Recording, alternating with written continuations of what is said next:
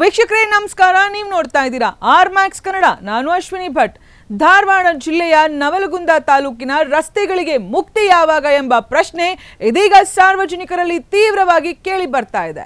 ತಾಲೂಕಿನ ಹಲವು ಪ್ರಮುಖ ರಸ್ತೆಗಳು ಸಂಪೂರ್ಣ ಹಾಳಾಗಿದ್ದು ವಾಹನ ಸವಾರರು ಹಾಗೂ ಸಾರ್ವಜನಿಕರು ನಿತ್ಯ ಪರದಾಡುವಂತಾಗಿದೆ.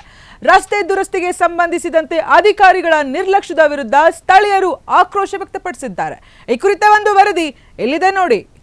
ಧಾರವಾಡ ಜಿಲ್ಲೆಯ ನವಲಗುಂದ ತಾಲೂಕಿನ ಬಹುತೇಕ ರಸ್ತೆಗಳು ಗುಂಡಿಗಳಿಂದ ಕೂಡಿದ್ದು ವಾಹನ ಸಂಚಾರ ದುರಸ್ತವಾಗಿದೆ. ಸಿದ್ದಾಪುರ ಓಣಿ, ತೆಗ್ಗಿನಕೇರಿ, ಗಣಪತಿ ಗುಡಿ ರಸ್ತೆ ಹಾಗೂ ನಾಗಲಿಂಗೇಶ್ವರ ಮಠಕ್ಕೆ ಸಂಪರ್ಕ ಕಲ್ಪಿಸುವ ಪ್ರಮುಖ ರಸ್ತೆಗಳು ಸಂಪೂರ್ಣ ಹದಗೆಟ್ಟಿದ್ದು ಪ್ರತಿನಿತ್ಯ ಸಾವಿರಾರು ಜನರು ಜೀವದ ಹಂಗು ತೊರೆದು ಸಂಚರಿಸುವ ಪರಿಸ್ಥಿತಿ ನಿರ್ಮಾಣವಾಗಿದೆ.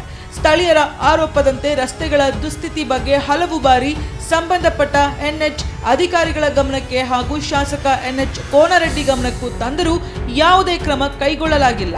ಮಳೆ ಬಂದಾಗ ರಸ್ತೆಗಳು ನೀರು ನಿಂತು ಗುಂಡಿಗಳು ಕಾಣಿಸದ ಕಾರಣ ಅಪಘಾತಗಳ ಭೀತಿ ಮತ್ತಷ್ಟು ಹೆಚ್ಚಾಗಿದೆ. ಯಾರಿಗಾದರೂ ಅಪಘಾತವಾಗಿ ಪ್ರಾಣಹಾನಿಯಾದರೆ ಅದರ ಹೊಣೆ ಯಾರು ಎಂದು ಸಾರ್ವಜನಿಕರು ಪ್ರಶ್ನಿಸುತ್ತಿದ್ದು ಕೂಡಲೇ ರಸ್ತೆಗಳನ್ನು ದುರಸ್ತಿ ಮಾಡಿ ಸುರಕ್ಷಿತ ಸಂಚಾರಕ್ಕೆ ಅವಕಾಶ ಕಲ್ಪಿಸಬೇಕು ಎಂದು ಸರ್ಕಾರಕ್ಕೆ ಆಗ್ರಹಿಸಿದ್ದಾರೆ.